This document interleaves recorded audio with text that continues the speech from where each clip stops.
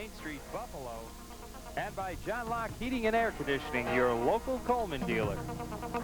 And by HRS Hair Replacement System.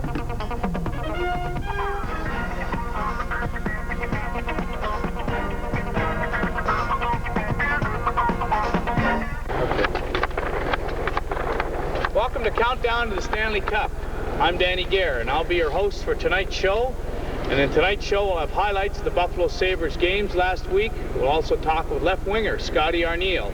And we'll have updates on Larry Playfair's injury and Pierre Turgeon 100-point night. So stay tuned to Countdown to the Stanley Cup, and we'll be back right after these messages. Welcome back to Countdown the Stanley Cup. The Sabres finished their 5-game homestand on Sunday with a loss to the New Jersey Devils.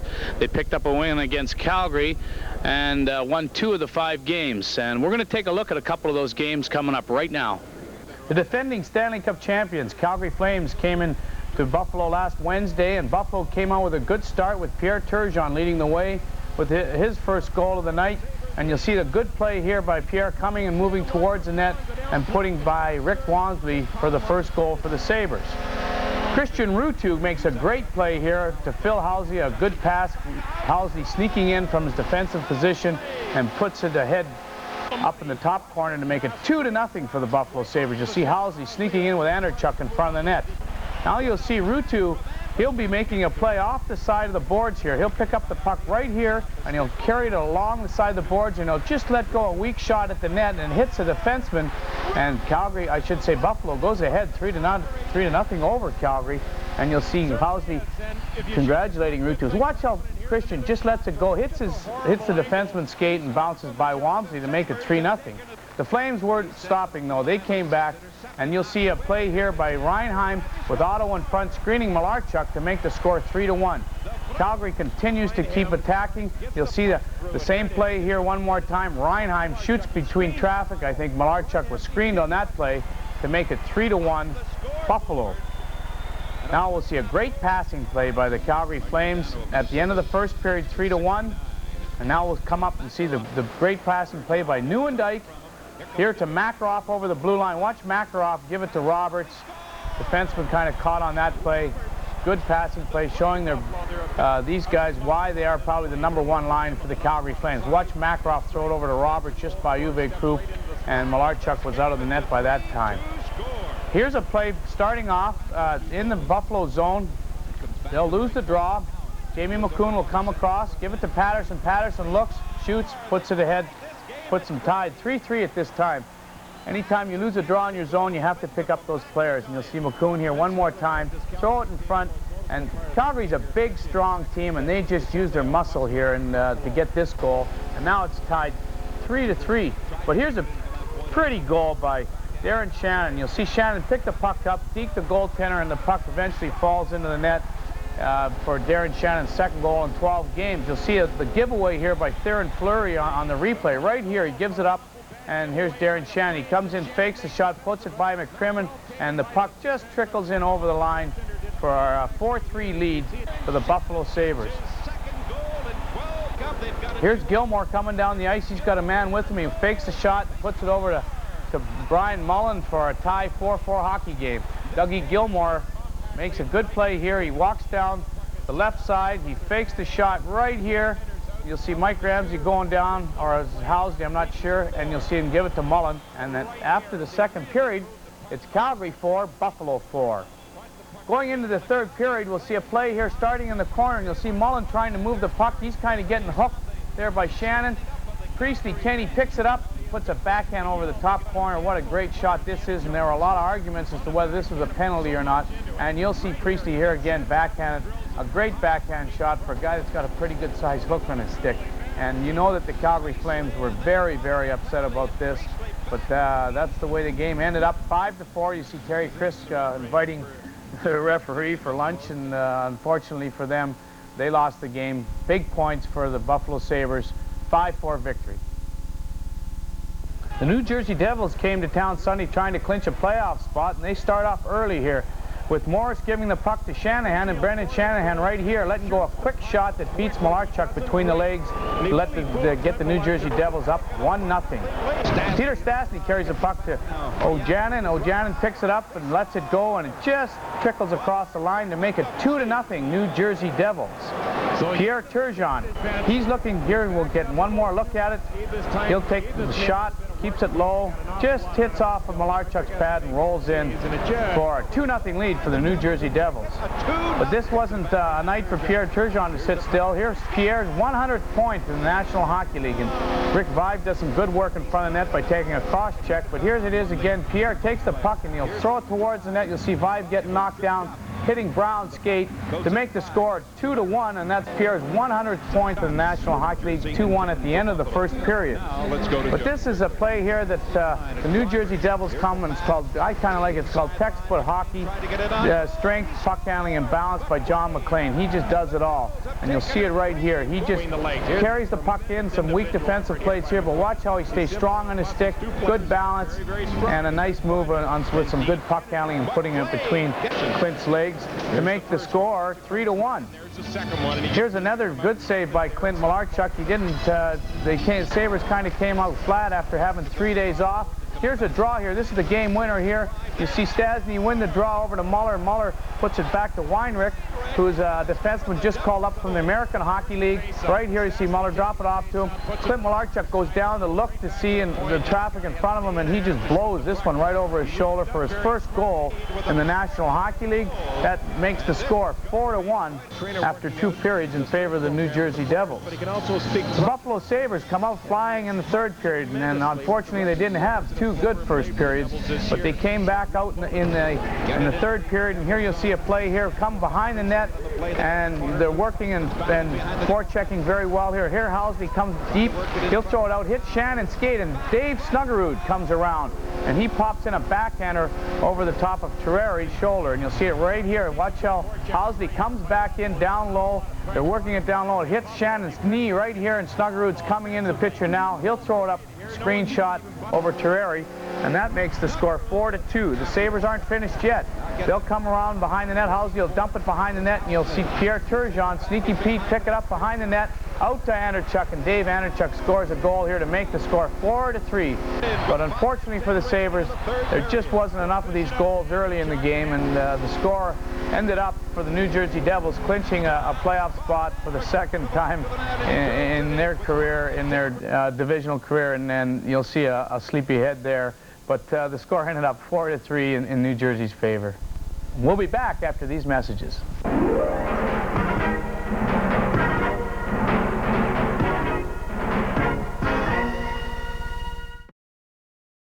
Welcome back to Countdown to the Stanley Cup. I'm Danny Gare here with left winger Scott Arneil. Scotty, thanks for joining us. We're a little different twist here right now. We thought we'd grab you after the skate, and you're all done now from the workout. How was the workout today? Well, it wasn't too bad actually. It was pretty upbeat. I mean, we can't sit and sort of dwell on the negatives and worry about so much about what happened last night. We're going over it. I mean, we went over a few things that we should have done better last night, but I mean, we're trying to get it out of our minds and worry about the next game against Detroit and get prepared against them.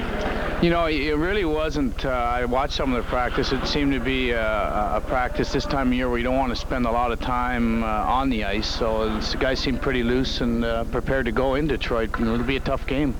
Well, after playing yesterday, we wanted to get our, you try to get the game out of your legs today and just come down and get the feel for the puck. I mean, you're not going to learn anything this time of year. I mean, you've already played close to 80 games, so it's just getting the bugs out, and like I said, maybe working on a few, like we did today, a few counters and things that we wanted to use against Detroit. I mean, Detroit, we haven't seen them in a while, and they got a few new faces, and they're really scrambling for a playoff spot. So, like you said, it's going to be a tough hockey game.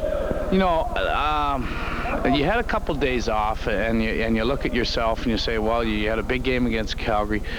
Was there anything in the dressing room yesterday? And I know that I'm sure every athlete and a professional athlete, especially a hockey player, doesn't want to come out and be flat. But is there any reason for that? Can you come up with any reason? You know, I don't know. It may be a little bit having when you're going every other night, you don't think about what you have to play, how you have to play. You just go out and do it. And I think that after we maybe had 3 or 4 days off there after the Calgary game, which is such a big game for us to win. And I mean, maybe we thought it would be a little bit easy, and I mean, thought it'd be New Jersey be maybe a little bit not as tough a game as maybe a Calgary game. And I mean, it was just that. It was a game where they were desperate for their spot. They were trying to clinch a spot still, and we came out, and I mean, it took us, we spun our wheels for 2 periods. Well, you certainly came on in the third period, but I found out after the game, too, it was only the Devils' second win here in Buffalo since the franchise. So obviously it was a big win for them. It got them in the playoffs. But let's talk a little bit about Scotty Arniel's background, where you came from, your juniors, where you played, and tell the people a little bit where you were born and how you started out playing hockey. Well, I was born and raised in Kingston, Ontario, and I grew up I have an older brother who is 3 years older than me, and he is always involved in hockey. So, I mean, as I was young, I was going with my father and my brother to games. And I started skating when I was 3 and got into organized hockey when I was 4. And I think it wasn't long after that I really started to enjoy the game and was always watching it on TV, collecting my cards and my books and stuff on it. And my brother was a big Boston Bruin fan, so I had to be too. And we just weren't allowed to cheer for Montreal because my father just hated Montreal. So, but it was just a case of I played minor hockey all the way up through Kingston, and ended up playing some junior B locally in town. And when I was 15, I got a chance to play with my brother on the same team, which was a big thrill for me. And then I ended up getting drafted when I was 16 to the Cornwall Royals, which was an hour and a half down the road. And at the time they played in the Quebec League and the Quebec Junior League, and ended up going there and had 2 great years in the fact that we won 2 World Cups my first 2 year, which is a Canadian championship for juniors. And I mean, that was a big thrill for me. And at the end of my second year, I played in the World Junior Championships for Canada, represent Canada, and we ended up winning the gold medal there too. So it was, I mean, for junior, it was a real good start for me, and especially in the way to learn how to win and having some great teams, playing with some great hockey teams. You know, I'll say, and then you went drafted the second round into Winnipeg, and you played there for 5 years, and then you came to Buffalo in June of '86. You were traded here, and you've had a great career here. Have you enjoyed Buffalo? Oh yeah, I do it tremendously. I mean, it was Winnipeg was it wasn't everything I thought it would be. You know, I mean, the NHL was. I thought that maybe I had all that success in junior, and all of a sudden I thought I'd still have it when I came into the pros. And Winnipeg was a struggling team at the time, and I mean, they did turn it around their first year. We really had especially from the year before, when they had something like 30 or 40 points. But it was tough I mean, it was a tough start. There was a lot of ups and downs. I had to work my way in the lineup, and it just came down eventually where I had to make a decision after my 5th year, and we'd already gone through a couple of coaches, and I didn't really see eye to eye with John Ferguson, and I asked to be traded in that summer, just a week before the June draft, and it was something that I thought at the time. I talked to my parents and my agent, and we felt that if I was going to make a move, this was the time to do it. And I was still young, and I thought I had some better years ahead of me. And I mean, to come to Buffalo, it's only 4.5 hours from my hometown, and I mean, it was a thrill for me. I really didn't know a whole lot about Buffalo. It's amazing you play these guys all. I played them 5 years in a row, and I really didn't know a whole lot of the teams. I knew a few like Flano and Ramsey and Anderchuk, but I mean, I really didn't know much about the team, the city, and we never really stayed here much coming in on road trips, so you didn't really know the city. But I mean, it has really been an eye-opener. I enjoy it here. I have a home here now, and my wife and I just had our first child here, and I mean, we really enjoy it. It's a nice area where I mean, the fans have been great. It's a great building to play in, and I mean, it's really kind of shocked me though. It's a fun division to play in. Yeah. I mean, I enjoy hockey again. I really love coming to the rink every night, and I'm an old 27, soon to be 28, but I mean, I love coming to the rink still, and and I remember back the last part of my last year in Winnipeg, it was dragging on sometimes. Well, the team certainly has done well in this year, and a lot of that big part is from your big part in your penalty killing situation with Christian and the defensive partners and some of the David Snuggerud. I'd just like to commend you on your job. Well done this year, and we got a couple gift certificates here from Aldo Umo's Menswear and Danny Gare's Country Inn for you, buddy. Come out for dinner, and good luck in the rest of the season in the playoffs, Scotty. Thanks a lot. Thanks, Danny. Appreciate it. And we'll be back after these messages.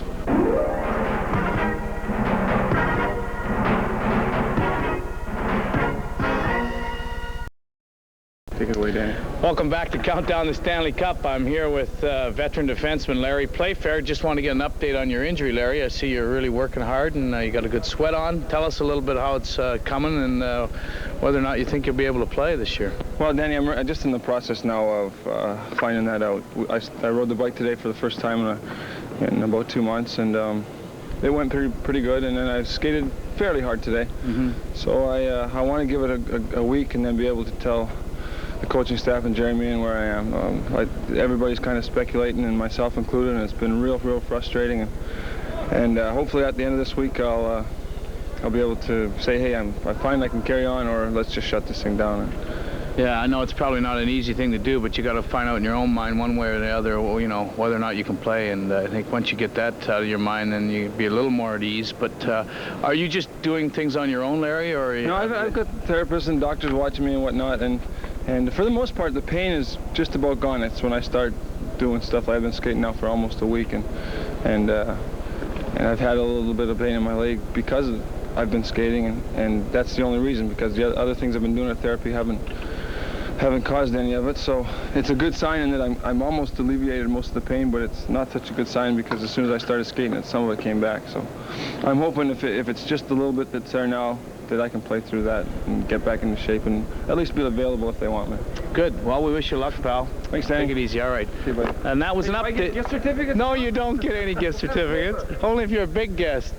Itinerary? And that was an update from Larry Playfair on his injury. Welcome back. We're here at Memorial Auditorium with All-Star centerman Pierre Turgeon. Pierre, thanks for joining us. I just wanted maybe you could tell the viewers a little bit about your 100-point the other night. It was kind of a funny goal. It went off somebody's skate, but it must have been nice to have. I mean, I'm very happy about it, and you know, it would be nicer if we would win at the same time. And but still, you know, I'm very happy, and hope it's gonna keep going like we did the last couple games. Yeah, you know, it was the team came out a little flat in the first 2 periods, but you came on strong, and the combinations that you guys with Davey Anderchuk and yourself, you really seem to really coming into your own this year, the two of you. Do you enjoy playing with Dave? Oh yeah, I mean, Davey's really strong in front of the net and in the corner, so it does help a lot. And you know, when you can work more around when he's got the puck in the corner, and he's big. He's a big man. When he's in front of the net, he's tough to move, and that helped me a lot, to move around behind the net and move around the guy. And Ricky Vive and Mogilny have played on the power plays in your line at certain times, and Mike Foligno now is coming back, hopefully tomorrow night, I should say tonight, against Detroit. One of the things that I think you got to look for is probably in Detroit is you're going to have again a tough team to play against because they're looking for points, but you're going to need the points also. Oh yeah, it's going to be every single game is going to be very important until the last game of the season. And tomorrow, like you said, they want to have a point and they want to have 2 points, and we want to have 2 points. So it's going to be a very good game, and we'll have to be ready to play against Detroit because Detroit got some good player, and we got some good player too. So it's going to be a good game. One of the things I wanted to ask you about, and I don't want to get too far ahead, I know the playoffs are upcoming and everybody is looking at it, and you're looking at hopefully maybe catching Boston, and maybe a little difficult now, but Montreal, it looks like is going to be maybe the people you play against. You're from the province of Quebec. I'm sure it would probably be a thrill to play in Montreal for them. Oh yeah, that would be nice to play against Montreal, and every time when I go Montreal, my family is there, so it's nice to play against Montreal, and it's all the time a challenge, and hope look like you said, look like we're gonna play against them, and we still can do well, and we're gonna do well. Well, Pierre, I just want to congratulate you on such a great year, and thanks for joining us, and good luck for the rest of the week in the playoffs, okay? All right, Pierre. Thank you. We'll be back after these messages, and you're watching Countdown the Stanley Cup.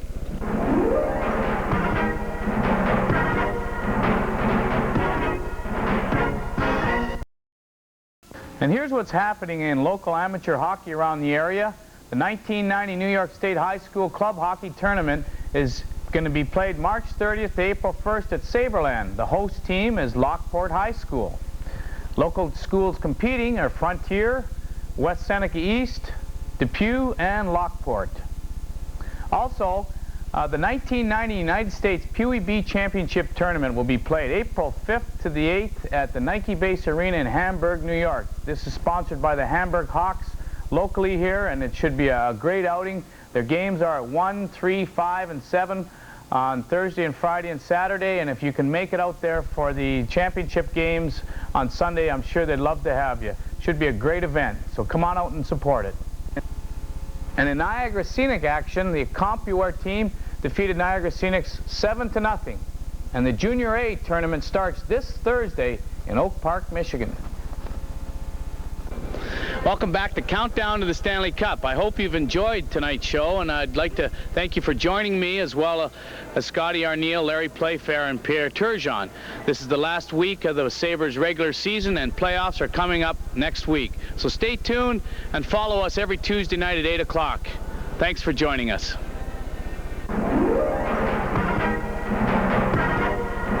This has been Countdown to the Stanley Cup with Danny Gare.